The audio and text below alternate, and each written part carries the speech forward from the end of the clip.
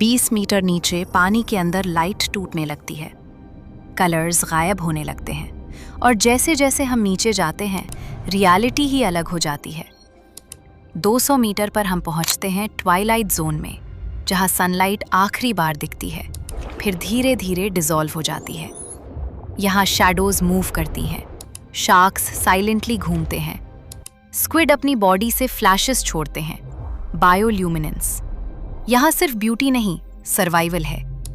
हर flash एक signal है, attract करने के लिए, कंफ्यूज करने के लिए या वॉर्न करने के लिए। ये ओशन नहीं लगता, ये किसी एलियन गैलेक्सी जैसा लगता है, जहां हर जीव खुद अपनी रोशनी लेकर चलता है।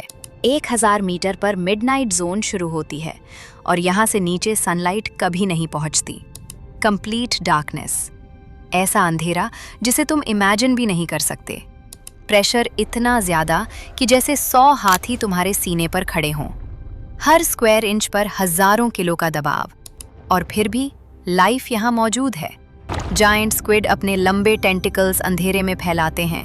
एंगलर फिश अपनी ग्लोइंग लैंटर्न से शिकार को अपनी तरफ खींचती है। हर चीज़ स्लो है, साइलेंट है, लेकिन डेडली है। ये वो दुनिया है जहाँ लाइट नहीं, लेकिन लाइफ है। 4000 मीटर पर अबिस आता है, एक फ्रोजन साइलेंट ग्रेवयार्ड, जहाँ हिस्ट्री भी दबी हुई है। यहाँ शिपरेक्स पड़े हैं, डेकेड्स, सेंचुरीज से अनटच्ड, और यहीं पर आरएमएस टाइटैनिक सिंकिंग का रेक आज भी पड़ा है। कोल्ड डार्कनेस में प्रिजर्व्ड टाइम जैसे रुक गया हो, और 2012 में जेम्स कैमरन खुद यहाँ नीचे आए, इस दुनिया को अपनी आंखों से देखने, क्योंकि ये सिर्फ ओशन नहीं है, ये दूसरी दुनिया है। 6000 मीटर पर हादल जोन आता है, नाम ही अंडरवर्ल्ड से लिया गया है। यहाँ लाइफ इम्पॉसिबल लगती है, लेकिन फिर भी एग्जिस्ट करती है। वॉल्केनिक वेंट्स के आसपास, जहाँ अर्थ के कोर से बॉइलिंग मिनरल्स निकलते हैं। यहाँ सनलाइट नहीं है, एनर्जी सन से नहीं आती, बल्कि प्लैनेट के अंदर से आती है, और ऑर्गेनिजम्स उस एनर्जी को यूज करके सर्वाइव करते हैं, जैसे लाइफ का कोई दूसरा वर्जन। और फिर बॉटम आता है मारियाना ट्रेंच, लगभग 11000 मीटर नीचे। इतनी गहराई कि अगर माउंट एवरेस्ट को इसमें डाल दो तो वो भी पूरी तरह गायब हो जाएगा। और मज़ेदार बात यह है कि 11 किलोमीटर वही हाइट है जहां प्लेन्स उड़ते हैं। फर्क बस इतना है, वहां तुम्हारे ऊपर आसमान है और यहाँ तुम्हारे ऊपर 11 किलोमीटर गहरा पानी क्रशिंग एंडलेस पानी। और सबसे शॉकिंग बात, हमने मार्स को अपने ओशन से ज़्यादा क्लियरली मैप किया है, और हर डाइव में कुछ नया मिलता है। Unknown creatures, unknown ecosystems. शायद अर्थ के सबसे स्ट्रेंज सीक्रेट्स अभी भी यही छुपे हैं। अब सोचो, इतनी गहराई में कोई फिश कैसे सरवाइव करती है, जहां इंसान का शरीर इंस्टेंटली क्रश हो जाएगा। 1000 मीटर पर ही प्रेशर अनबेरेबल है, और 10,000 मीटर पर तो जैसे आईफल टावर का वजन एक पैर पर बैलेंस करना। और फिर भी ये क्रीचर्स एक्सप्लोड नहीं करते, क्योंकि उनके शरीर में हवा नहीं होती, ना लंग्स, ना गैस पॉकेट्स। उनका शरीर पानी से भरा होता है, फ्लेक्सिबल, कंप्रेसिबल, परफेक्टली अडेप्टेड। उनके प्रोटीन्स माइक्रोस्कोपिक आर्मर की तरह काम करते हैं। उनकी सेल मेम्ब्रेन्स स्पेशल फैट्स से बनी होती हैं, जो फ्रीजिंग में भी फ्लेक्सिबल रहती हैं। और कुछ के अंदर TMAO जैसे केमिकल्स होते हैं, जो प्रेशर में भी सेल्स को स्टेबल रखते हैं।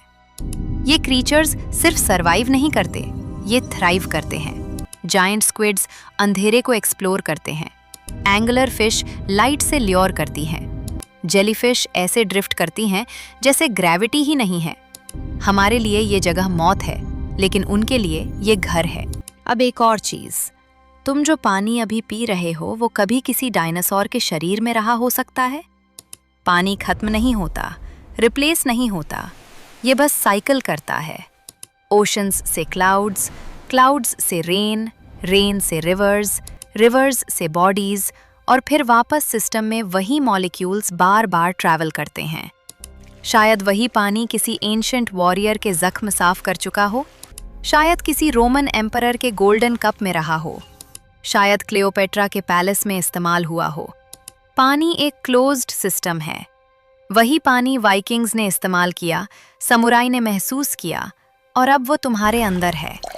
अगली बार जब तुम पानी पियोगे तो याद रखना, तुम सिर्फ पानी नहीं, अर्थ की मेमोरी पी रहे हो। जब लेक फ्रीज होती है तो लॉजिकली लाइफ खत्म हो जानी चाहिए, लेकिन आइस फ्लोट करती है और यही छोटी सी चीज पूरी लाइफ को बचाती है। अगर आइस डूबती तो लेक्स नीचे से फ्रीज हो जाती और लाइफ खत्म हो जाती। और ये पानी का सिर्फ एक रहस्य है, लाइफ ओशन में शुरू हुई और अर्थ ही एक जगह है जहां पानी तीनों फॉर्म्स में एग्जिस्ट करता है, लिक्विड, सॉलिड, गैस। प्लैनेट का 70% हिस्सा पानी है, लेकिन जितना हम इसे समझने की कोशिश करते हैं उतना ही ये मिस्टीरियस बनता जाता है। बहामास में हैलोक्लाइन नाम की बाउंड्री है, ऊपर फ्रेश वाटर, नीचे सॉल्ट वाटर, और दोनों मिक्स नहीं होते, जैसे इनविजिबल वॉल हो।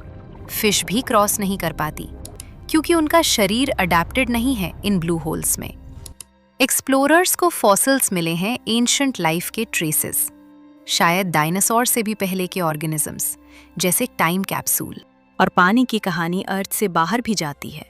साइंटिस्ट्स मानते हैं कि पानी स्पेस से आया, मेटेरॉइड्स के साथ बिलियंस ऑफ ईयर्स पहले, और शायद लाइफ के बिल्डिंग ब्लॉक्स भी उसी के साथ आए।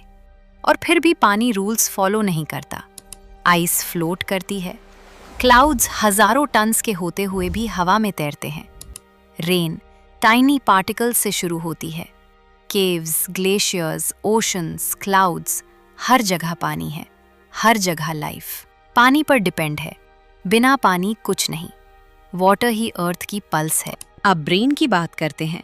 कहा जाता है इंसान सिर्फ 10% ब्रेन यूज करता है, जबकि डॉल्फिन्स करीब 15%, और वो एको लोकेशन से साउंड को विजन में बदल सकते हैं। इमेजिन करो अगर इंसान 20% यूज करे तो वो अपने शरीर को पूरी तरह कंट्रोल कर सकता है, हार्ट बीट स्लो कर सकता है, वूंड्स हील कर सकता है। 40% पर वो मैटर को मैनिपुलेट कर सकता है, ऑब्जेक्ट्स बिना छुए मूव कर सकता है। 60% पर सेंसेस एक्सप्लोड हो जाते हैं, हर स्मेल अलग पहचान सकते हो, माइल्स दूर डिटेल्स देख सकते हो, हर मेमोरी एक्सेस कर सकते हो, जैसे तुम्हारा दिमाग अनलिमिटेड स्टोरेज बन जाए। और 100% पर वो लेवल आता है जिसे हम समझ भी नहीं सकते। टाइम, स्पेस, डायमेंशंस सब क्लियर हो जाते हैं। तुम यूनिवर्स को सिर्फ देखोगे नहीं, बल्कि उसका हिस्सा बन जाओगे। और अब विजन इंसान की आंख इनक्रेडिबल है, मिलियंस ऑफ कलर्स डिटेक्ट कर सकती है, डार्कनेस में एडजस्ट हो सकती है, लेकिन बाकी क्रीचर्स के सामने लिमिटेड है। ईगल्स किलोमीटर्स दूर रैबिट देख सकते हैं। मैंटिस श्रिम्प ऐसे कलर्स देखती हैं जो हमारी इमेजिनेशन के बाहर है। स्नेक्स हीट को डिटेक्ट करते हैं जैसे हर बॉडी ग्लोइंग हो। बीज अल्ट्रावायलेट पैटर्न्स देखती हैं फ्लावर्स पर जैसे हिडन मैप्स। और कैट्स डार्कनेस में भी हंट कर सकती हैं। उनकी आंखें लाइट रिफ्लेक्ट करती हैं, इसलिए रात में चमकती हैं। तो सवाल ये है, क्या हम दुनिया को सच में देखते हैं या सिर्फ उसका एक छोटा सा हिस्सा जो हमारा शरीर अलाउ करता है? शायद रियलिटी हमारे सामने पूरी नहीं है, शायद हम सिर्फ उसका एक फिल्टर्ड वर्जन देख रहे हैं, और असली दुनिया उससे कहीं ज़्यादा स्ट्रेंज, कहीं ज़्यादा कॉम्प्लेक्स है।